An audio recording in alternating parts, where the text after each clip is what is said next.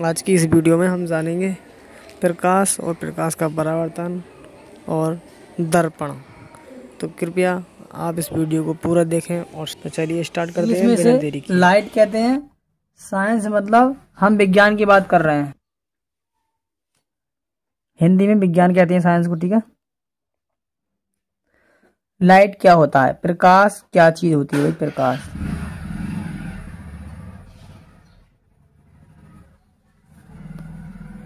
आप सभी ने पढ़ा होगा।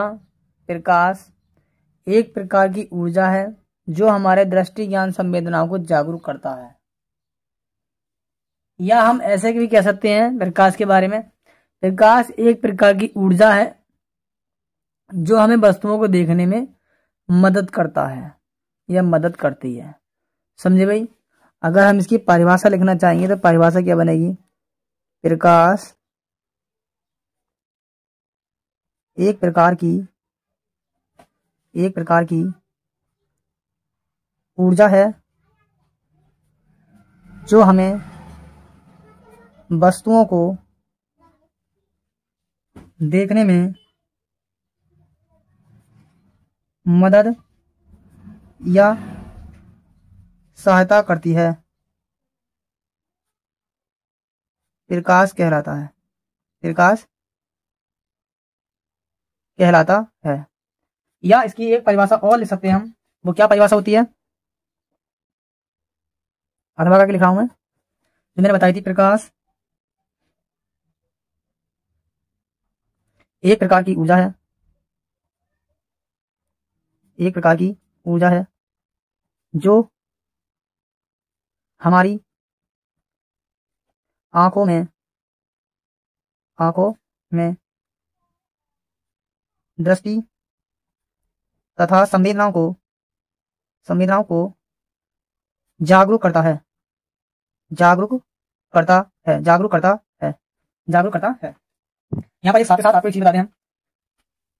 देखो, प्रकाश के बारे में मैंने जो लिखा है ये आप भी लिख सकते हैं। अब यदि आपके समझ में आ जाए कि हाँ ये परिभाषा क्या कहना चाह रही है, तो आप भी इन सभी शब्दों को अपनी लैंग्वेज में भी थोड़ा बहुत लिख सकते हो। समझे भाई? जैसे कि मैंने बताया, प्रकाश एक प्रकार की ऊर्जा है जो हमारी आंखों में दृष्टि तथा संवेदनाओं को जागरूक करता है, प्रकाश कहलाता है। ये सब घटना क्या होती है? प्रकाश कहती हैं।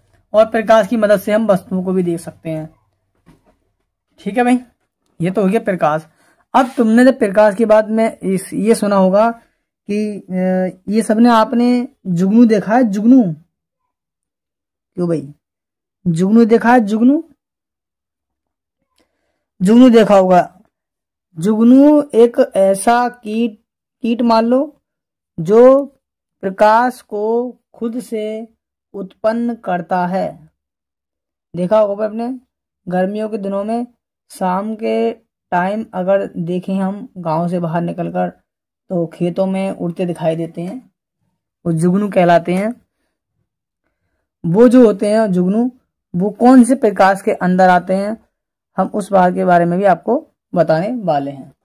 यदि आप चैनल पर नए हो तो चैनल को सब्सक्राइब कर लीजिए फटाफट से, और वीडियो को लाइक करिए। और जो भी आपके संपर्क में कक्षा 10 के अंदर विज्ञान पढ़ना चाहता है तो वो हमारी वीडियो को देख सकता है। समझ में आए ना आए इस बात की भी कमेंट वो हमारे पास कर सकता है। अब प्रकाश के लिए दो भागों में बांट रहे हैं हम। प्रकाश के हमने दो भाग बांटे। दो भागों में कैसे कन्वर्ट कर रहा हूं देखो। प्रकाश, लाइट, दो पार्ट करे मैंने इसके। पहला भाग होगा, एक तो प्रकाश पाया जाएगा प्राकृतिक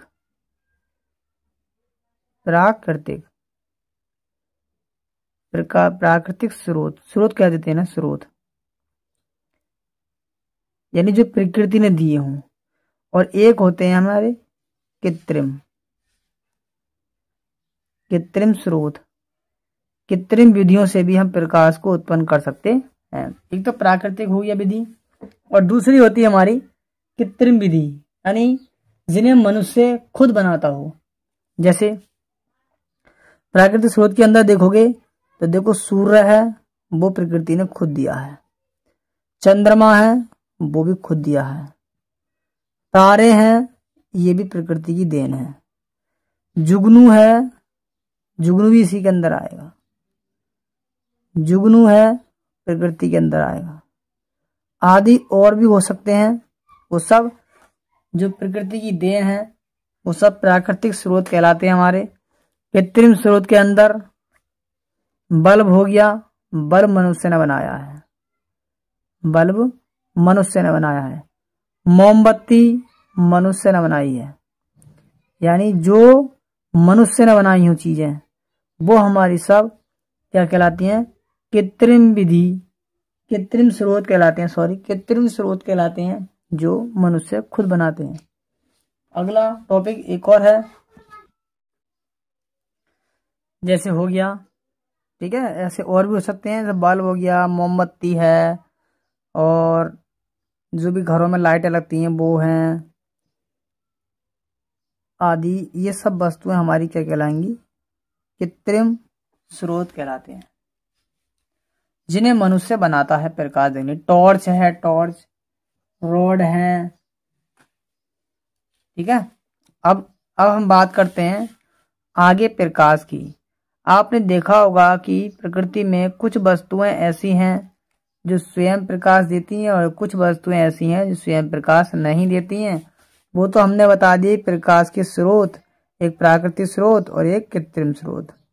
अब हम ऐसी बात करने वाले हैं जो वस्तु प्रकाश देती हैं उन्हें क्या कहेंगे? इन वस्तुओं को कहेंगे क्या? प्राकृतिक स्रोत तो हो गए, इनका कुछ तो नाम होगा। जैसे कि मैं बताता हूँ आपको, ये जो इनको जो नाम देते हैं हम वो देते हैं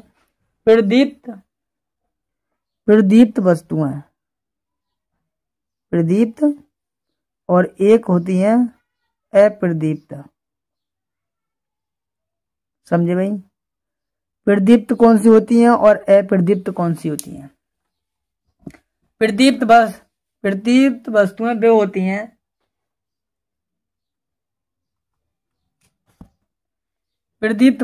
होती हैं जो स्वयं प्रकाश को उत्पन्न करती हैं। समझे भाई? मैं लिख कर दिखाऊं तो ये बनेगा, वे वस्तुएं जो स्वयं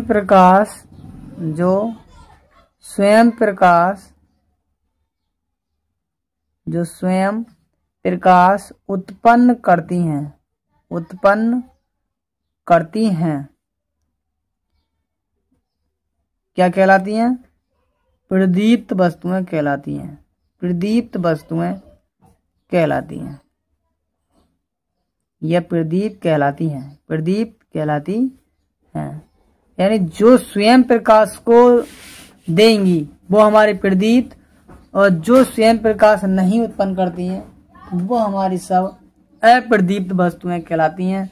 जिसमें कि इसमें उदाहरण के लिए लिख दूंगा मैं, उदाहरण में कौन कौन सी वस्तुएं होंगी प्रदीप्त? जैसे सूर्य हो गया, सूर्य का अपना खुद का प्रकाश है। तारे हैं, और जलता बल्ब हो जाएगा, जलता बल्ब भी इसी के अंदर आएगा, ठीक है। जलता बल्ब बंद नहीं हो पाएगा, समझ गए? बंद बल्ब नहीं हो पाएगा प्रदीप्त वस्तुएं। जलती मोमबत्ती हो जाएगी, या जुगनू भी इसी के अंदर आएगा, चंद्रमा भी इसी के अंदर आएगा, समझ गए? जुगनू भी इसी के अंदर आएगा, जुगनू भी खुद अपना प्रकाश देता है। ये हमारी वस्तुएं क्या कहलाती हैं? हमारी सब ये प्रदीप्त वस्तुएं कहलाती हैं। अब हम बात कर लेते हैं अप्रदीप्त वस्तुओं की। इनकी परिभाषा होती है कि वे वस्तुएं, अभी समझाया मैंने, वे वस्तुएं जो स्वयं प्रकाश उत्पन्न नहीं करती हैं, जो स्वयं प्रकाश उत्पन्न नहीं करती हैं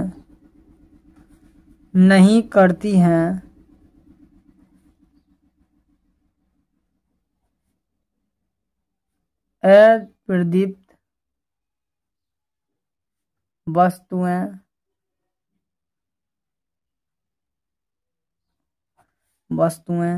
अप्रदीप्त वस्तुएं कहलाती हैं।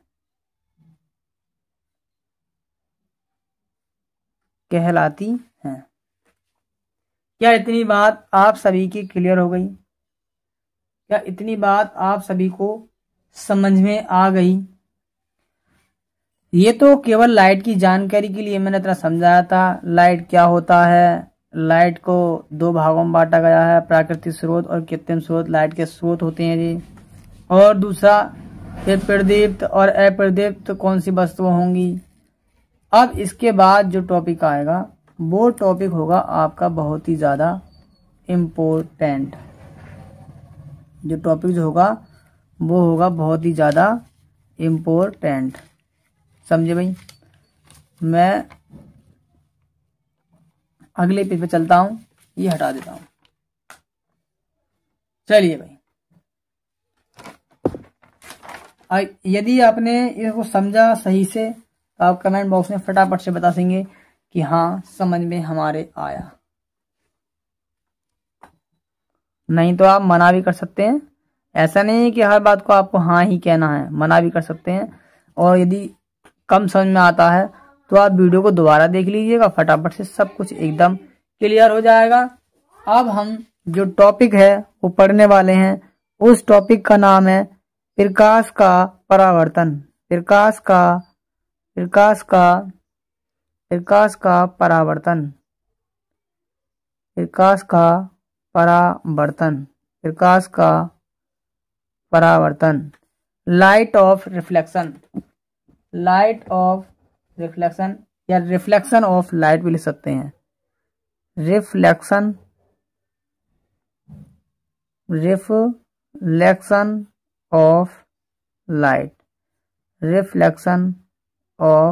लाइट। ठीक है।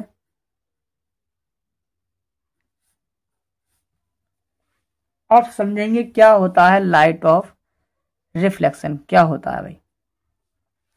प्रकाश का परावर्तन होता है। प्रकाश की परावर्तन की घटना इस तरह से होती है कि यदि जब कोई हम प्रकाश किरण ले लें, क्या ले लें हम? प्रकाश किरण लें, और वो प्रकाश किरण हमारी क्या कहते हैं कि किसी चिकने या पॉलिशदार तल से टकराती है। मान के चलो ये कोई तल है, मैंने जो खींचा इस पर, ये जो मैं लाइन खींच रहा हूं इसका मतलब है ये पॉलिश है। ये हमने क्या कर दी, इस तल पर पॉलिश कर दी। या फिर वो तल हमारा चिकना होना चाहिए।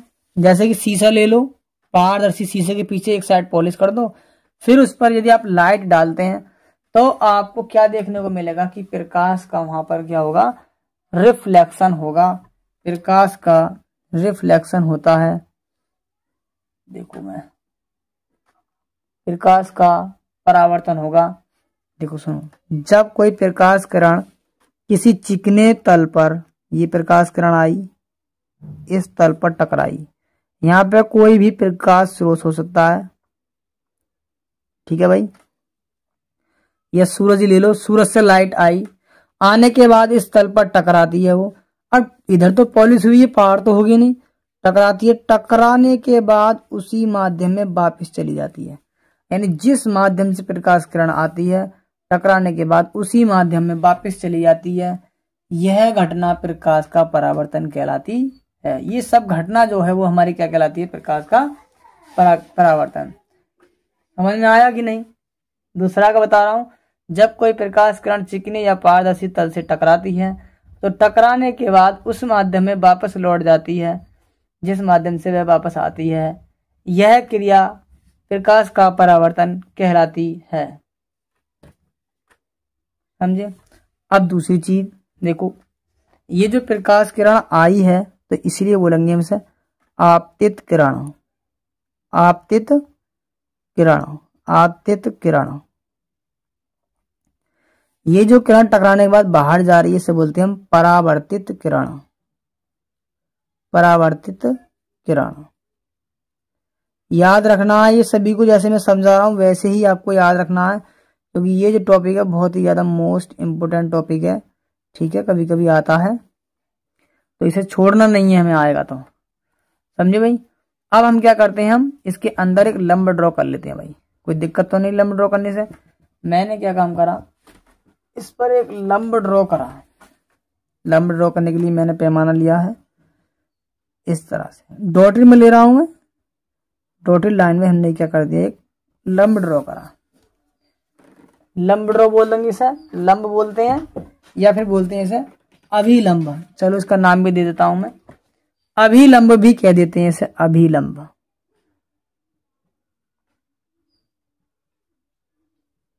अभिलंब। अब जब प्रकाश किरण आ रही है इसलिए हो गया आपतित किरण, जा रही है परावर्तित किरण, और ये हमारा पास क्या है, चिकना तल। चिकना तल, चिकना तल भी ले सकते हो, या पॉलिशदार तल भी नाम ले सकते हैं इसका, पॉलिशदार तल। एक ही लिखना है, ठीक है। दोनों का मतलब एक ही है, दोनों में से कुछ भी ले सकते हैं। पॉलिशदार तल भी कह सकते हैं, या चिकना तल भी कह सकते हैं। अब ये जो प्रकाश किरण आ रही है भाई, आपतित किरण है, ये है सतह है, चिकना तल है, ये अभिलंब है, ये परावर्तित किरण है। तो हमें दिखाई दे रहा है यहाँ पे कोण ही बन रहा है, ये कोण बन रहा है, ये कोण एंगल बन रहा है।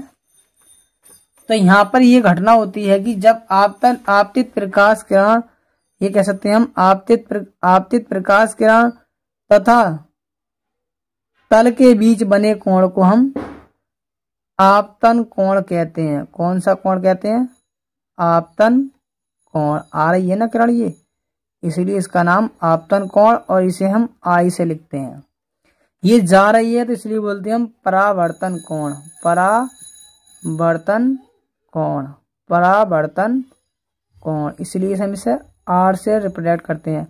आई मतलब इंसिडेंट, आर मतलब रिफ्लेक्टिव एंगल। ठीक है भाई, इतनी बात समझ में आई क्या। ये अभिलंब है। ऐसे भी कह देते हैं कभी कभी, अभिलंब तथा आपतित किरण के बीच बना कोण, ये वाला कोण आपतन कोण, तथा अभिलंब और परावर्तित किरण के बीच बने कोण को हम परावर्तन कोण कहते हैं। ये जो घटना थी सब, ये सब घटना थी भाई, आपतन कोण परावर्तन कोण, सब कुछ प्रक्रिया किसके अंदर आई, ये हमारी प्रकाश के परावर्तन के अंदर आती है। अब भाई इतनी बात समझ में आपके आ गई है। अब मैं इसको लिख कर दिखाता हूं कि लिखना कैसे है। देखो जैसे जैसे समझाया वैसे वैसे लिखना है, ठीक है। यहां से डायग्राम के नीचे से लिखना शुरू करेंगे। परिभाषा करके लिख दो, चाहे इसे परिभाषा करके भी लिख सकते हैं। मैं लिख रहा हूं, जब कोई प्रकाश किरण, जब कोई प्रकाश किरण किसी, जब कोई प्रकाश किरण किसी दर्पण से, किसी दर्पण या पॉलिशदार तल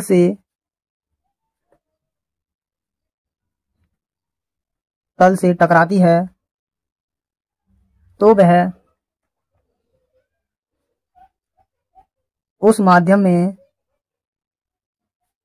में वापस लौट जाती है, उस माध्यम में वापस लौट जाती है, जिस माध्यम से उस माध्यम टकराती है, दर्पण से टकराती है तो उस माध्यम वापस लौट जाती है, जिस माध्यम से वह आती है, वह आती है। यह क्रिया प्रकाश का परावर्तन कहलाती है। एक परिभाषा देखो ऐसे बना सकते हैं। दूसरी परिभाषा लिख कर दिखा रहा हूं, ये ना याद हो तो आप शॉर्ट वाली याद कर लो। ये भी मैं बता रहा हूं तुम्हें क्या होगी। जब कोई प्रकाश किरण किसी चिकने तल से टकराती है,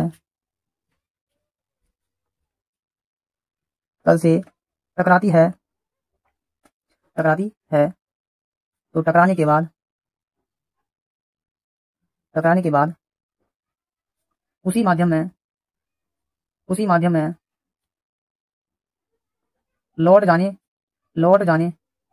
की क्रिया को प्रकाश का परावर्तन कहते हैं। तो प्रकाश का परावर्तन कहते हैं। जब कोई प्रकाश किरण चिकिन तल से टकराती है तो टकराने के बाद उसी माध्यम में वापस लौट जाने की क्रिया को हम प्रकाश का परावर्तन कहते हैं। या फिर ऐसे भी बोल सकते हो, अपनी भाषा में सोच सकते हो, ठीक है। जब कोई प्रकाश किरण किसी चिकनी या पोलीदार तल से टकराती है, टकराने के बाद उसी माध्यम में वापस लौट जाती है, यह घटना प्रकाश का परावर्तन कहलाती है। समझ में आया भाई? एकदम क्लियर तरीके से समझ में आया, एकदम जबरदस्त। चलिए भाई आगे की बात समझते हैं हम। आगे फिर हम पढ़ते हैं इसके प्रकाश के परावर्तन के नियम। प्रकाश के परावर्तन क्या लिखेंगे हम? नियम। हेडिंग होगी परावर्तन के नियम। परावर्तन के नियम। परावर्तन के नियम। क्या नियम होंगे प्रकाश के परावर्तन के? परावर्तन के नियम जानेंगे। सबसे पहला नियम होगा, देखो भाई, सबसे पहला नियम है प्रकाश के परावर्तन का, आपतित किरण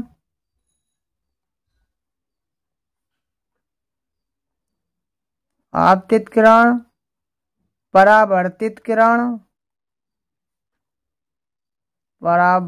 किरण तथा अभिलंब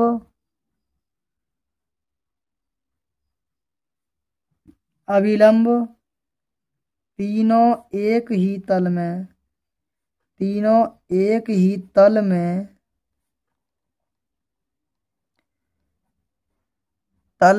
स्थित होते हैं।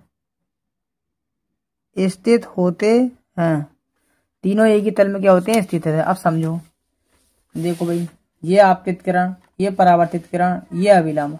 अगर इस दर्पण के ऊपर के साइड सघन माध्यम भी होगा तो है तो तीनों सघन में ही।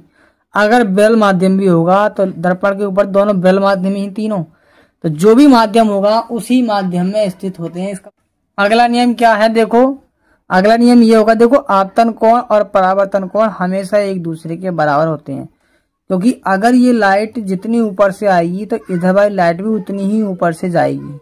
जितनी ये नीचे से आएगी उतनी ये नीचे से जाएगी। यदि आप कभी पानी में टॉर्च को मार कर देखना, आपको समझ में आ जाएगा हाँ प्रकाश का परावर्तन क्या है। जब पानी में आप टॉर्च को मारते हैं तो दिखता है कि टॉर्च टकराने के बाद ऊपर की ओर भागती हुई नजर आती है। वह प्रक्रिया हमारी परावर्तन की होती है, ठीक है।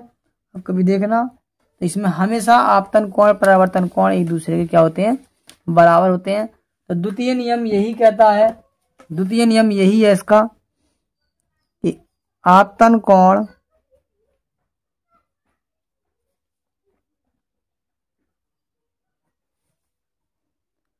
परावर्तन कोण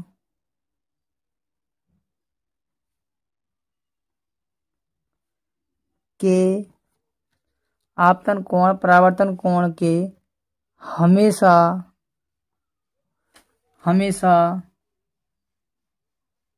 बराबर होता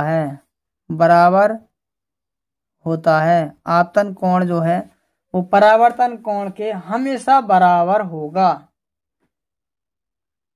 ठीक है।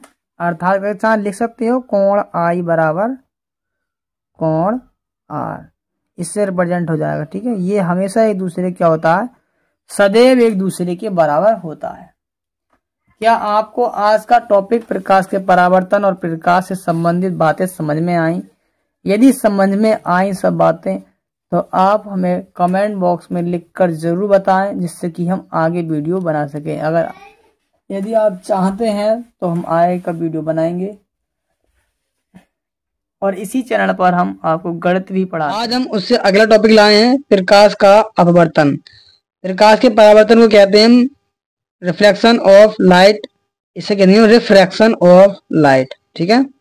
प्रकाश का अपवर्तन, सबसे पहले एक बात समझा दूं आपके लिए। अपवर्तन के अंदर हम दो माध्यम की बात करते हैं। एक होता है हमारे पास सघन माध्यम और एक होता है हमारे पास विरल माध्यम। एक सघन माध्यम और एक विरल माध्यम। हाई स्कूल की किताब के अंदर या किसी चीज के अंदर अगर सघन माध्यम विरल माध्यम देखना चाहेंगे तो विरल माध्यम मतलब होता है वायु। वायु वाले माध्यम को हम विरल माध्यम कहते हैं, सघन वाले माध्यम को हम कांच कह सकते हैं या पानी भी लिख सकते हैं। ठीक है, वायु विरल वाला माध्यम होगा और बाकी में ये कांच पानी वाला जो होगा वो सघन प्रकाश किरण एक माध्यम से दूसरे माध्यम में जाती है। मैं किसी माध्यम का नाम नहीं लूंगा, क्या सघन माध्यम है क्या विरल माध्यम है। हम सीधा कह रहे हैं कि जब कोई प्रकाश किरण एक माध्यम से दूसरे माध्यम में जाती है तो अपने मार्ग से क्या हो जाती है, वो विचलित हो जाती है। देखो, अगर मैं इसकी परिभाषा लिखना चाहूंगा तो परिभाषा बहुत सरल है। पहले केवल परिवर्तन के अपवर्तन के बारे में बात कर रहे हैं, केवल और केवल अपवर्तन के बारे में। तो मैं लिख रहा हूं, जब कोई प्रकाश किरण एक माध्यम से दूसरे माध्यम में जाती है, एक माध्यम से दूसरे माध्यम में जाती है। कहां जाती है?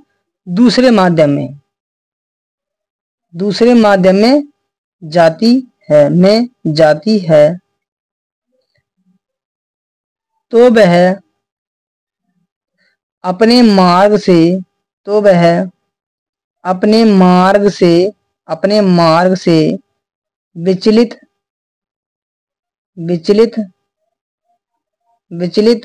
हो जाती, यानी कि आपको ऐसा लगेगा कि वो जिस रास्ते से जा रही थी उस पर न जाकर कहीं और भाग गई। समझ गए? जिधर जाना था, मान चलो प्रकाश किरण को इधर जाना था, यहां तक माध्यम कोई सा था, कोई सा माध्यम आ रहा, उधर कोई सा माध्यम, ये तो सघन में आ रही हो चाहे विरल में आ रही हो, इधर से आई।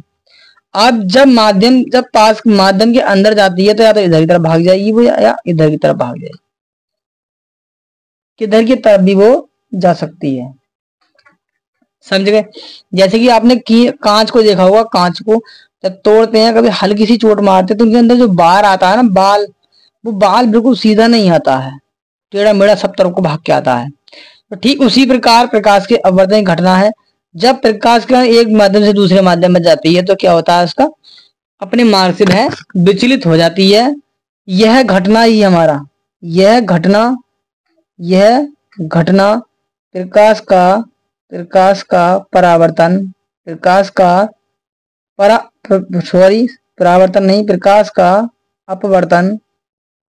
अपवर्तन कहलाती है।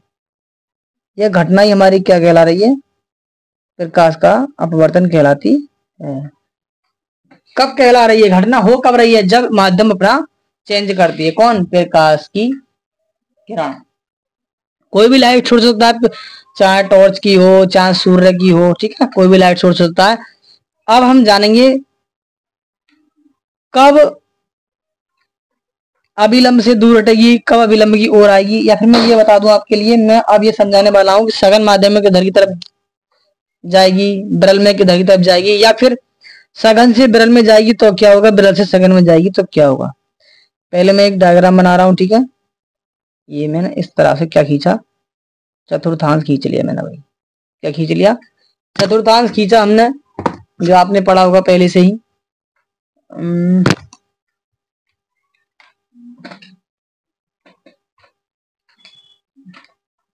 एक मिनट माफी चाहेंगे।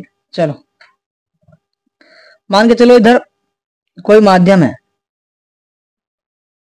मैंने ये माध्यम डॉटेड से दिखा दिया। आप पानी बना सकते हैं, कुछ भी चीज बना सकते हैं। ये मैं बना रहा हूं कोई माध्यम, इधर मैंने माध्यम चेंज कर दिया, इधर कोई अन्य माध्यम होगा, ठीक है, सुनते रहना। इधर क्या होगा? माध्यम दूसरा होगा। इधर जो माध्यम है वो वायु है, हवा है। हवा का मतलब कौन सा हो जाएगा? विरल माध्यम। इधर कौन सा हो जाएगा? सघन माध्यम। विरल माध्यम और सघन माध्यम। अगर प्रकाश की किरण इस पॉइंट पर टकराती है, इस पॉइंट, सॉरी, बिल्कुल बीच में टकराई, ठीक है, हल्का सा ऊपर खिंच गई ये लाइन, ये बिल्कुल बीच में आएगी, इस तरह से आएगी, ठीक है। नीली वाली लाइन भूल जाओ, हरी वाली लाइन पे ध्यान रखो। ये लाइन है, ये आ रही है प्रकाश किरण। कहां से आ रही है? कोई लाइट सोर्स होगा इधर, इधर सूरज मान लिया हमने चांद, इधर से क्या आ रही है? प्रकाश किरण आ रही है। आने के बाद ये विरल माध्यम में आ रही है, ठीक है, विरल माध्यम में आएगी, फिर टकराएगी, और टकराने के बाद वह अभिलंब की ओर झुक जाती है। किधर झुकती है? अभिलंब की ओर झुक जाती है। जाना कहां चाहिए था इसे? सीधा। अब ये सीधा ना जा करके कहां जा रही है? लाल पेन से बनाऊं, इधर जाना चाहिए था और जा कहाँ रही है, अभिलंब की ओर, यानी अभिलंब की ओर झुक गई। अभिलंब की ओर क्या हो गई, झुक गई। समझ गए भाई? ये याद रखना, जब प्रकाश किरण विरल माध्यम से सघन माध्यम में जाती है तो अभिलंब की ओर झुक जाती है। लिख देते हैं, चलो इस चीज को भी आपको याद करना होगा।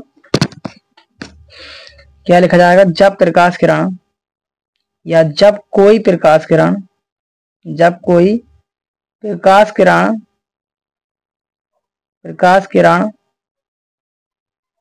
विरल माध्यम, मैं विरल को वायु में भी लिख रहा हूं, ठीक है, वायु लिख रहा हूं यहाँ पे, विरल माध्यम से सघन माध्यम में जाती है।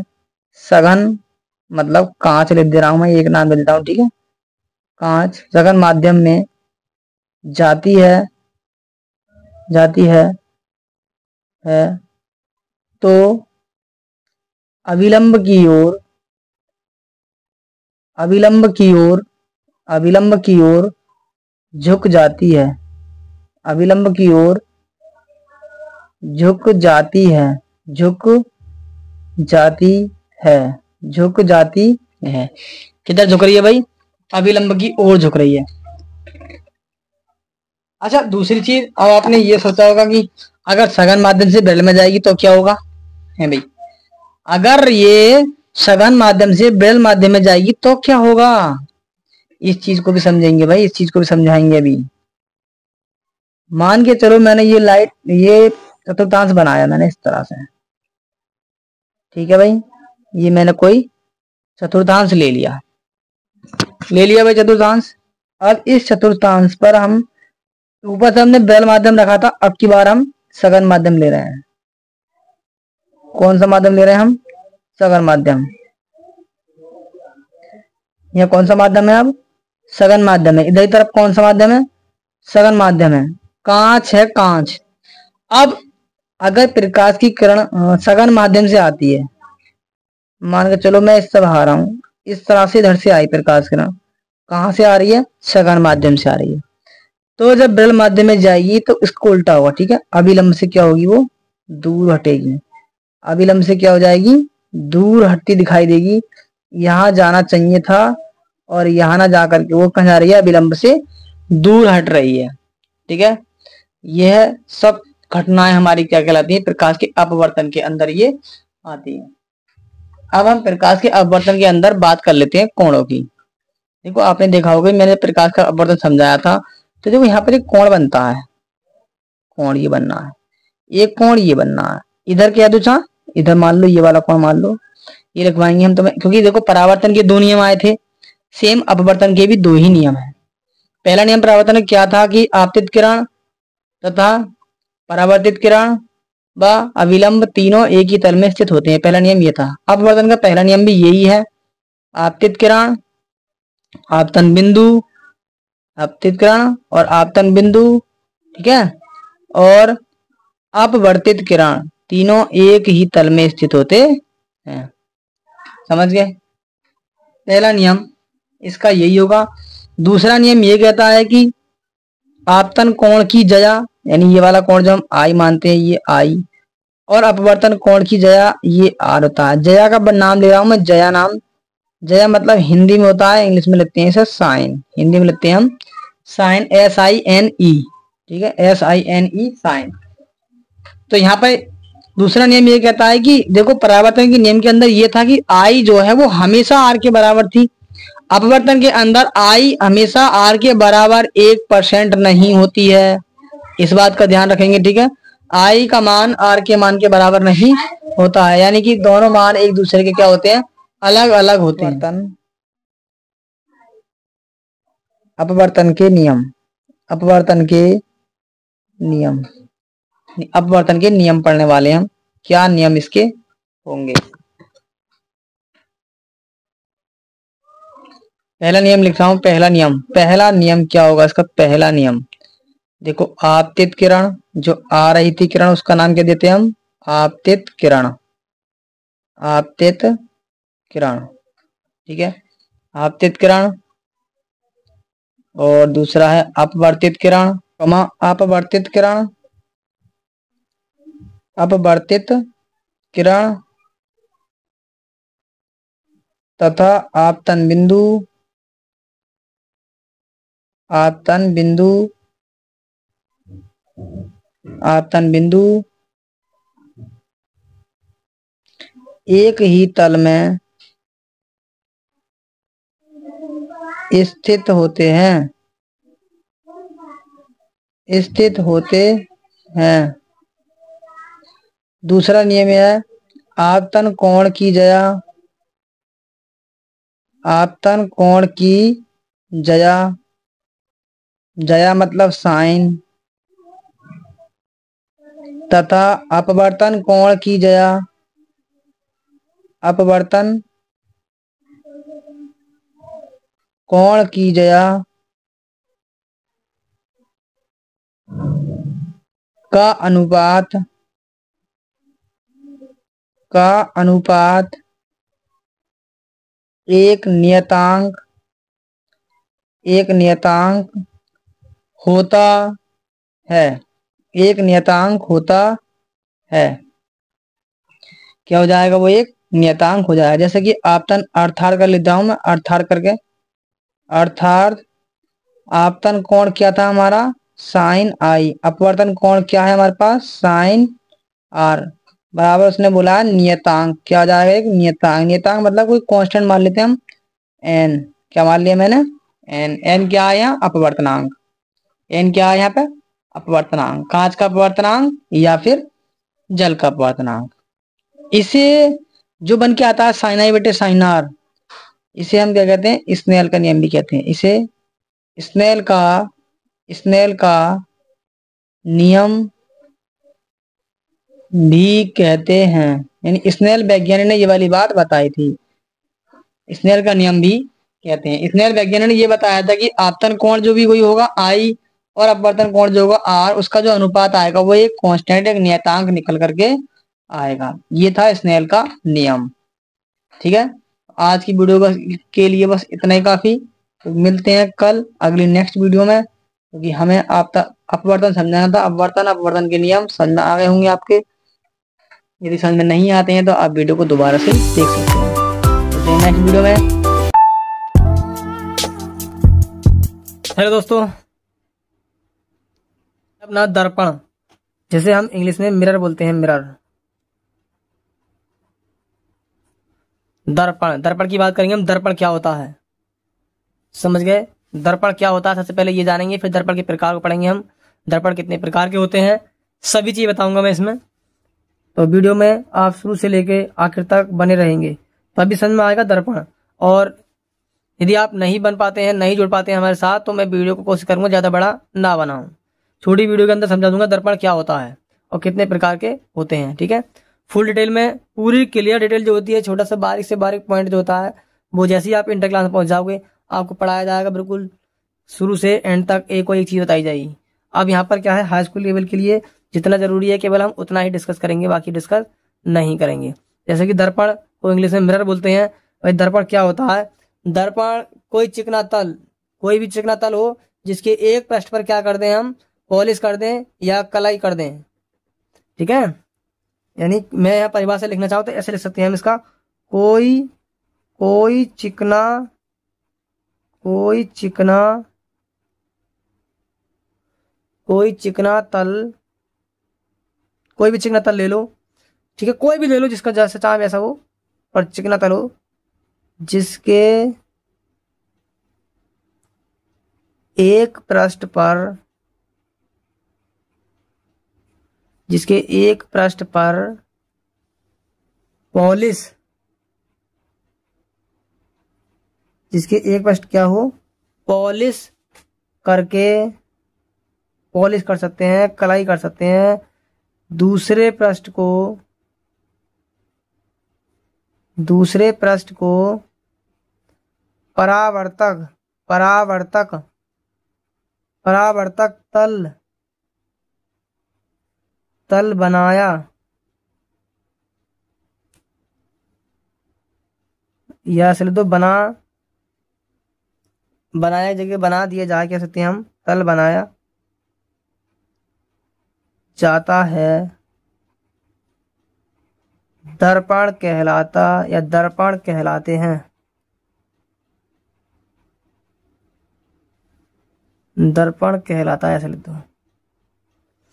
अब समझो, जैसे कि मान के चलो कोई चिकना तल ले लिया हमने, कोई भी चिकना तल है, ये तल है तल, ये तल है कोई, ठीक है, सीधा, ये दोनों तरफ से अपारदर्शी पारदर्शी है, मतलब कि आर पार दे सकते हैं हम इसकी। अगर इसके पीछे मैंने पॉलिश कर दी है, पेंट कर दिया इसके पीछे, तो ये बन जाएगा दर्पण, ठीक है। अब क्या बन जाएगा, दर्पण। एक साइड हमें पॉलिश करनी है, ना कि दोनों तरफ, ठीक है। कोई भी शीशा ले लो जिसके आर पार दिखता हो, उसकी एक साइड आप पॉलिश कर देना, आप उसके अंदर अपना फेस देखना स्टार्ट कर दोगे, समझे भाई। क्या करेंगे आप, फेस अपना देख पाओगे। जब तक कि कांच के एक पृष्ठ पर या हम पॉलिश नहीं करेंगे तो हम अपना मुख, अपना फेस नहीं दे सकते। तो जो एक साइड पॉलिश होती है, जो पॉलिश करके जो हमें फिर उसके बाद जो हमें ये प्राप्त होता है, क्या कहेंगे, सब वस्तु या दर्पण, कोई भी चीज कह दो इसे, ये पॉलिश करने के बाद जो प्राप्त होता है, ये कहलाता है, हमारा सब प्रक्रिया कहलाती है दर्पण कहलाती है भाई, दर्पण। क्या कहलाएगी, दर्पण। अब पॉलिश के लिए दो बातें होती हैं भाई, पॉलिश इधर भी कर सकते हैं, इधर की साइड भी कर सकते हैं। अच्छा, दर्पण प्लेन भी हो सकता है इस तरह से बिल्कुल सीधा, दर्पण वक्राकार भी हो सकता है इस तरह से, ठीक है, वक्राकार शेप में, और भी कोई शेप बहुत ही हो सकती है, वैसे इन दो के अलावा ज्यादा होती नहीं है खास, ये इसी तरह से होती हैं। तो यहाँ पे देखो ये दो प्रकार की शेप मिलती है हमें देखने को, एक ये प्लेन या तो बिल्कुल सीधा हो, या ये कर्व शेप में खिंचा हुआ हो दर्पण, ऐसे ही हो सकता है, इसका उल्टा ऐसे करके भी हो सकता है, ठीक है, उल्टा भी हो सकता है, होगा तो ऐसे ही। तो क्या यहाँ से देखो दो प्रकार के दर्पण देखने को मिलते हैं हमें, एक, यानी मैं लिख सकता हूँ दर्पण दो प्रकार के होते हैं, दर्पण दो प्रकार के होते हैं, दर्पण दो प्रकार के होते हैं, ध्यान रखना। जल्दबाजी में अब अवतल दर्पण, कोई पूछे दर्पण कितने प्रकार होते हैं, दो प्रकार के होते हैं, कौन कौन से, एक अवतल एक उत्तल, गलत। अवतल उत्तल तो पॉलिश करने के बाद डिसाइड होगा, ध्यान रखना।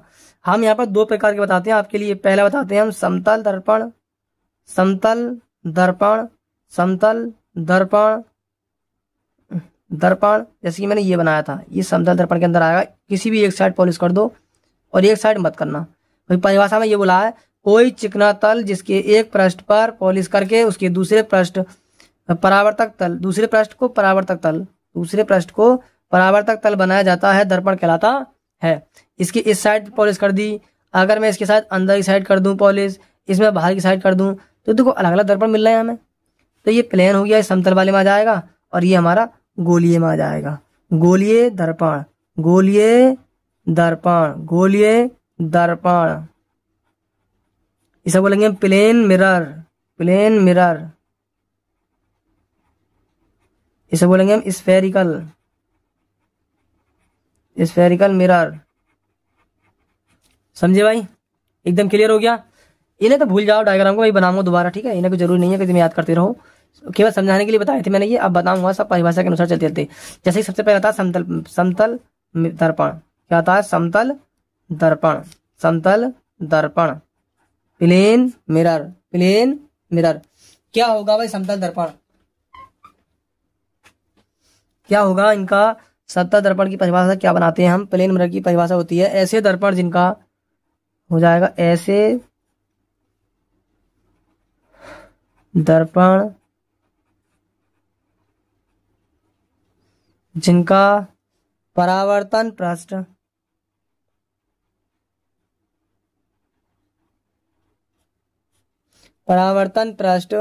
समतल होता है,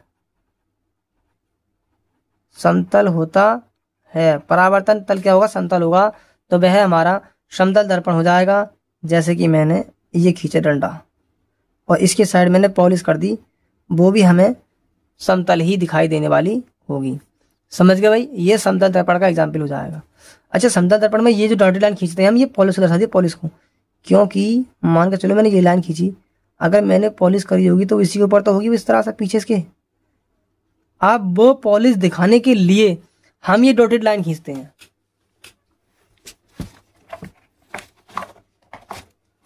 समझे भाई, अब मैं दूसरी कलर फन से खींच रहा हूँ, दूसरे कलर से।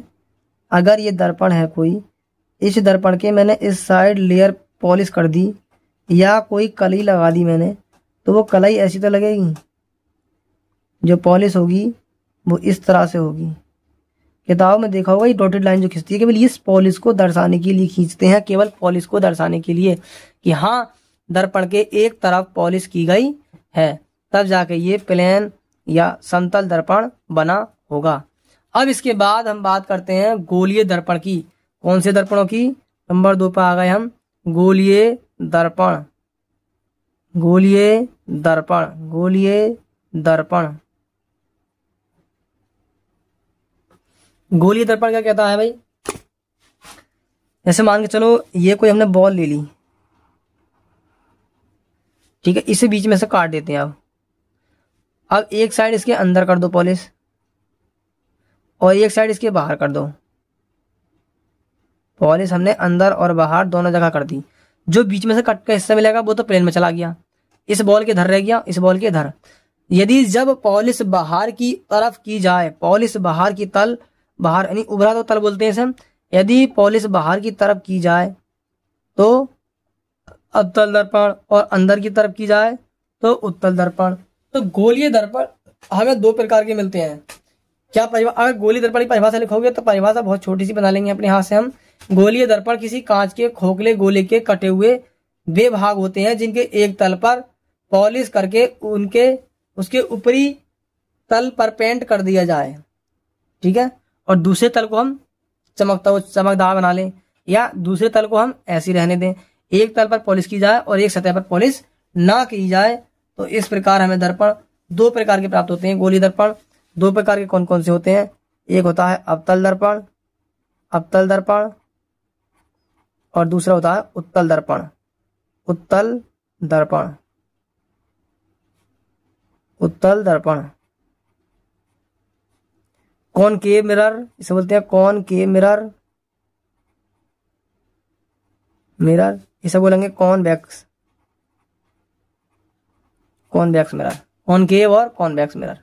भाई गोलीय दर्पण 2 प्रकार के हो गए, एक अवतल और एक उत्तल। अब ये बात समझानी है मुझे, अवतल कैसे होगा और उत्तल कैसे होगा। जैसे मैंने अभी समझाया था, यदि हम पृष्ठ ले लें कोई, और यदि हमने बाहर पॉलिश करी है, इसकी बाहर कहाँ कर दी? बाहर की तरफ पॉलिश, तो ये हमारा अवतल दर्पण होगा। कौन सा दर्पण होगा? अवतल दर्पण। और दूसरा दर्पण ले लिया मैंने, इसके अंदर की तरफ पॉलिश कर दी मैंने, और तो ये हो जाएगा हमारा उत्तल दर्पण। कौन सा दर्पण? उत्तल दर्पण। अवतल दर्पण और उत्तल दर्पण।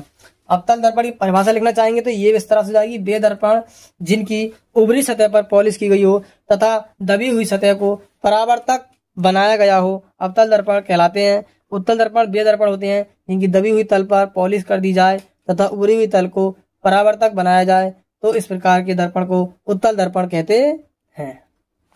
आई बात समझे भाई? परिभाषा मैंने नहीं नोट कराई है इनकी, लिखना चाहेंगे तो लिख सकते हैं। इसकी अवतल दर्पण की परिभाषा खुद से लिखना की कोशिश करना कि वह दर्पण जिसकी उभरी सतह बाहर की सतह पर क्या करी गई हो? पॉलिश की गई हो तथा दबी हुई सतह को परावर्तक बनाया गया हो, तो इस प्रकार बने दर्पण को हम अवतल दर्पण कहते हैं। सेम इसका उल्टा कर देना, जबकि अंदर दबी हुई सतह पर पॉलिश की गई हो, उभरी सतह को परावर्तक तल बनाया जाए, तो इस प्रकार प्राप्त दर्पण को हम उत्तल दर्पण कहते हैं। समझ गए भाई? अब उत्तल दर्पण के अंदर यहाँ पर हम कुछ परिभाषाएं पढ़ते हैं। जैसे कि यहाँ पे होता है बीच वाले बिंदु को बोलते हैं हम ध्रुव, पोल, ठीक है, ध्रुव होता है, पोल मुख्य अक्ष होती है। मैं यहाँ खींच लेता हूँ, यहाँ ध्रुव होगा, ध्रुव यहाँ से जो लाइन जाती है उसे मुख्य अक्ष बोलते हैं, मुख्य अक्ष, ठीक है। और यहाँ से लेके यहाँ तक ये द्वारक हो जाएगा, ठीक है, द्वारक हो जाएगा। आपतित किरण, परावर्तित किरण और वक्रता केंद्र भी होगा इसमें कहीं ना कहीं। केंद्र कौन सा? जिस सतह से ये गोला बनाता इसे बोलते हैं वक्रता केंद्र, कहीं ना कहीं होगा इसका भी, तो वक्रता केंद्र भी होगा इसमें, सेंटर, ठीक है, वक्रता केंद्र, फोकस दूरी, है ना। ये सब चीजों के बारे में हम कल अगली नेक्स्ट वीडियो में डिस्कस करेंगे।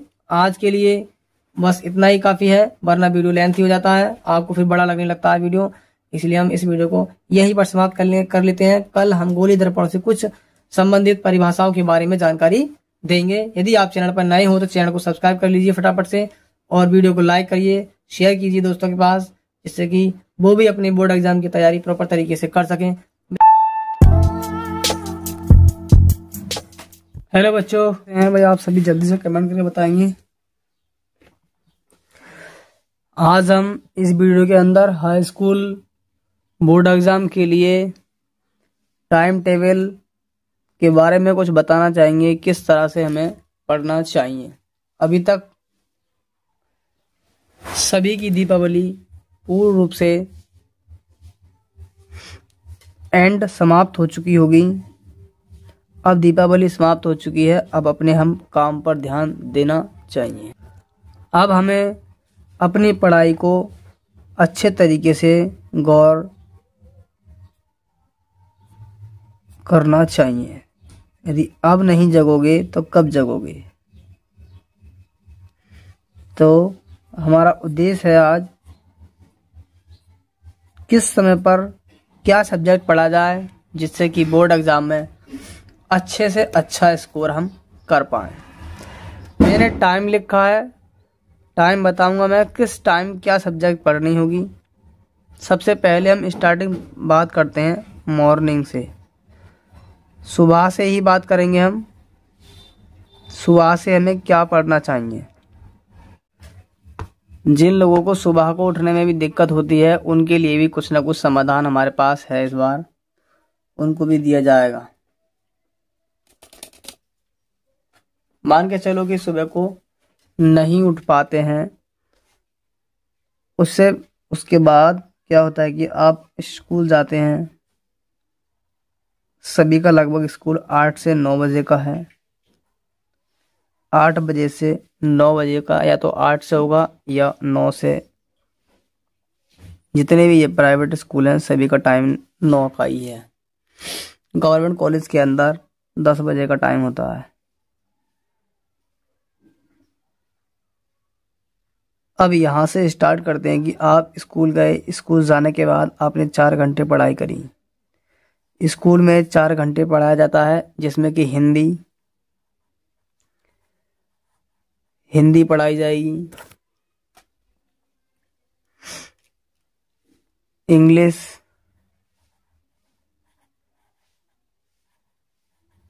फिर मैथ ही पढ़ाया जाएगा, मैथ, फिर सोशल साइंस,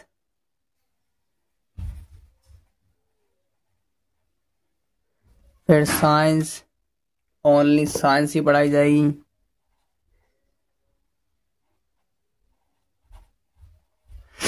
फिर उसके बाद पढ़ाया जाएगा आपको ड्राइंग। क्या? ड्राइंग। तो इस तरह से 6 सब्जेक्टें आपके लिए स्कूल में पढ़ाई जाती हैं। मैं मान के चलता हूँ ये 6 वो सब्जेक्ट हैं जो हाई स्कूल में पढ़ाई जाती हैं। ये मैं साइंस वाले बच्चों की बात कर रहा हूँ जो मैथ लेते हैं, और जो मैथ नहीं लेते हैं यानी जो होम साइंस वाले हैं, ये वीडियो उनके लिए भी काम आने वाली है। ऐसा नहीं है कि उनके लिए नहीं काम आएगी। समझ गए भाई, भागना मत। यदि आप साइंस के हैं तो होम साइंस के हैं तो होम साइंस भी सुन सकते हैं, क्योंकि मैथ की जगह पर ही होम साइंस होता है केवल। समझ गए, बाकी कुछ नहीं है। जिसने होम साइंस लिया है वो होम साइंस पढ़ता है, जिसने मैथ लिया है वो मैथ पढ़ता है, होम साइंस नहीं छूता है। तो सबसे पहला टारगेट टाइम का ये रहेगा विद सब्जेक्ट, क्योंकि देखो अगर वैज्ञानिकों के अनुसार देखा जाए तो उन्होंने सुबह का टाइम बहुत ही ज़्यादा महत्वपूर्ण बताया है, और मानते भी हैं सभी का। हाँ, सुबह का टाइम ऐसा टाइम है जिसमें कि हमें ज़्यादा कुछ याद रहता है, क्योंकि हमारा माइंड जो है फ्रेश होता है। इस तरह से बातें हमने दिमाग में अपनी डाल रखी हैं। ठीक है भाई, अब मैं बात करता हूँ तुमसे अपने अनुसार कि हाँ मुझे कौन सा टाइम सही लगता है, उसी अनुसार बताऊंगा जिससे मुझे अच्छा लगता है, और उसके बाद आप जो चाहें वो टाइम अपना रख सकते हैं। मैं मान के चलता हूँ मॉर्निंग में अगर आप सुबह को उठकर पढ़ते हैं तो आपको क्या पढ़ना चाहिए। एक तो हिंदी पढ़ना चाहिए। सबसे पहला सब्जेक्ट है सुबह को उठकर पढ़ने का हिंदी। ठीक है भाई। दूसरा सब्जेक्ट होगा इसमें इंग्लिश। इंग्लिश हमें दूसरा सब्जेक्ट रखना है।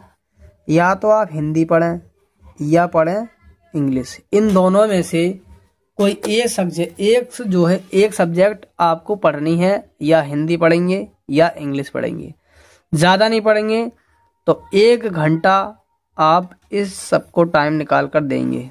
1 घंटा का टाइम आप इन दोनों सब्जेक्ट में से किसी एक सब्जेक्ट को पढ़ेंगे तो 1 घंटा का टाइम देंगे। पूरा 1 घंटे आपको रिवीजन करना है। जो भी आपको लगता है कि ये इम्पोर्टेंट है, ये बढ़िया चीज़ है, ये आ सकती है, तो उस चीज़ को सुबह को डेली बेस में लाना है। ये नहीं है कि छोड़ देना है। याद नहीं करना है, मतलब कि आंखें मीच मीच के नहीं बैठना है कि आंखें मीच के बैठ कर पढ़ रहे हैं, याद कर रहे हैं, ऐसे नहीं करना है कि झूल रहे हैं, जोर जोर से चीख रहे हैं। अपने आराम से केवल रीडिंग ही करना है। मैं बता रहा हूँ, रीडिंग करने से ही, पढ़ने से ही केवल आपको अपने आप ऑटोमेटिक याद हो जाएगा। ठीक है भाई। देखो यहाँ पर मैं अनसोल्ड की बात कर रहा हूँ। मैं अनसोल्ड जो पेपर है मैं उसकी बात नहीं कर रहा हूँ, क्योंकि मैं अभी इसकी बात कर ही ना रहा। सीधी बात ये है, मैं आपको बात करा रहा हूँ केवल अपनी जो बुक है, किताब, उसी से पढ़ना है। कहीं और इधर उधर भागना नहीं है।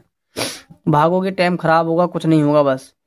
अब जब हिंदी और इंग्लिश को हमने ये कर दिया, मान के चलो आपने हिंदी पढ़ा सुबह को, अगर आपने हिंदी पढ़ी है सुबह को टर्म रख लिया हिंदी का, हिंदी पढ़ेंगे मैम सुबह को 1 घंटा पढ़ना है। किसी भी टाइम पढ़ो, ये ना कह रहा 4 बजे पढ़ो, 5 बजे पढ़ो, 6 बजे पढ़ो, 7 बजे पढ़ो। इस तरह से पढ़ लो, तसल्ली से पढ़ना है। ऐसा नहीं कि 7 बजे पढ़ने बैठे, 8 बजे का स्कूल है, जल्दी जल्दी पढ़ के बस खत्म कर फेंक दिए कॉपी उठा के। जब पढ़ने बैठना है तो ऐसे पढ़ना है, कोई क्वेश्चन रह जाए तो उसे हमें क्लियर करना होगा, इतना टाइम मिल जाए। अगर नहीं मिलता है तो आपको एक ऐसा पेपर लेना चाहिए कि जिस पर क्या होगा कि जो भी क्वेश्चन है हमारे समझ में नहीं आया, उस पेपर पर हमें वो क्वेश्चन लिखना होगा। वो क्वेश्चन क्या होगा, लिखना है। और लिख करके लिखने के बाद उसे हम लिख जाएंगे कहाँ, स्कूल में लेके जाओ। और जिस टीचर से पढ़ा था वो सब्जेक्ट, उस टीचर से उस चीज़ के बारे में पूछो, तब आपको लगेगा कि हाँ हम पढ़ाई कर रहे हैं। दूसरी चीज़, अगर आपने हिंदी खत्म कर दी कोई दिक्कत नहीं। अब क्या रह गया हमारे पास भाई, इंग्लिश है, मैथ है, सोशल साइंस है और साइंस है। ड्राइंग को तो खैर टाइम ज़्यादा देना नहीं है, वैसे विकल्प वगैरह आते हैं।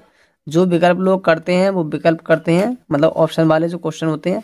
जो नहीं करते हैं उनके लिए तो केवल चित्रकारी करने को आती है।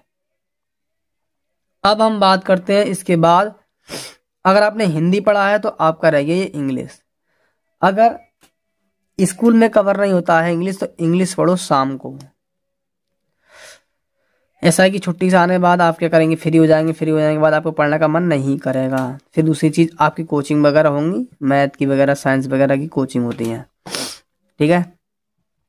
नहीं तो मेरे ख्याल से अगर इंग्लिश को आप शाम को पढ़ते हैं, भाई कब पढ़ेंगे, इवनिंग में शाम को पढ़ना है। इवनिंग में क्या लगाई आपने, इंग्लिश पढ़ना सोचा।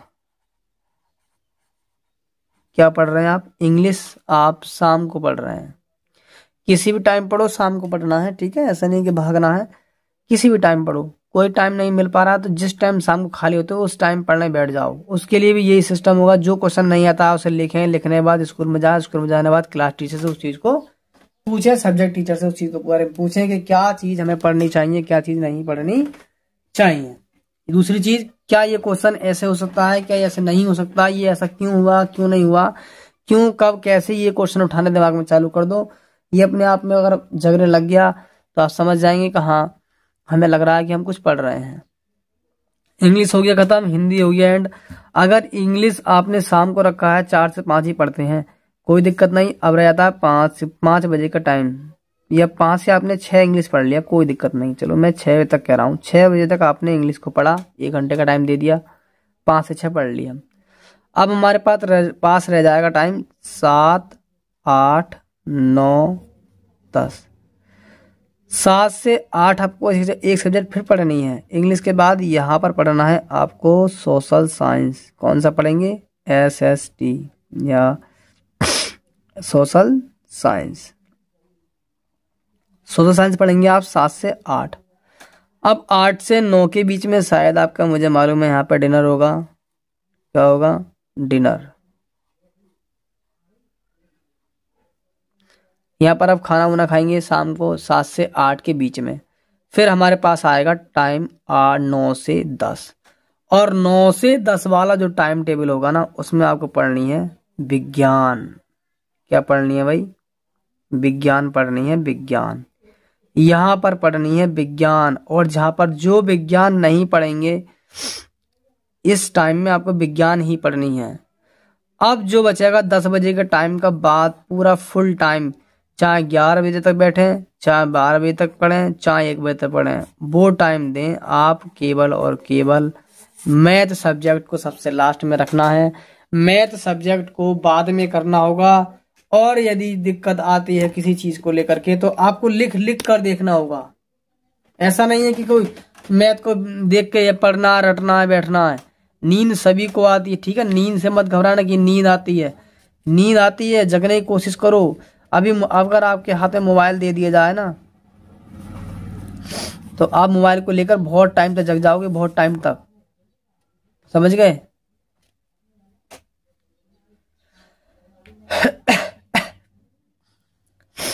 मोबाइल को लेकर आप बहुत टाइम तक जग जाते हैं, पर पढ़ते समय नींद आती है। ठीक है, अच्छे कामों में ये काम सब होते ही हैं। तो कोशिश करना कि मैथ को आपको रात को ही पढ़ना है। सब सब्जेक्ट पढ़ने के बाद 10 बजे के बाद आपको मैथ को रखना है। समझ गए भाई? टाइम। अब जब आप इस तरह से डेली रूटीन में चलेंगे तो आपको ऐसा बोझ भी ना लगेगा कि बोझ है, वजन है, प्रेशर है कोई। ठीक है, मैथ में भी वही किस्सा होगा कि अगर कोई डाउट है तो डाउट क्वेश्चन नोट करो। नोट करने के बाद क्लास टीचर से, जो भी सब्जेक्ट टीचर है उनसे पूछो, क्वेश्चन को लिख कर लेके जाओ, और उससे फिर उससे जानकारी लो, उससे पूछो। ठीक है, छोड़ना मत उस चीज को। और अब मैथ सब्जेक्ट सब पढ़ लिया हमने होम साइंस को नहीं रखा। हम होम साइंस को टाइम यहाँ पर देते हैं।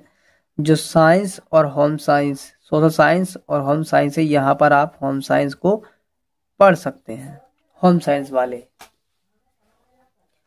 आप 8 दिन, केवल 8 दिन इस चीज को लगाकर देखो, हमारे टाइम टेबल को।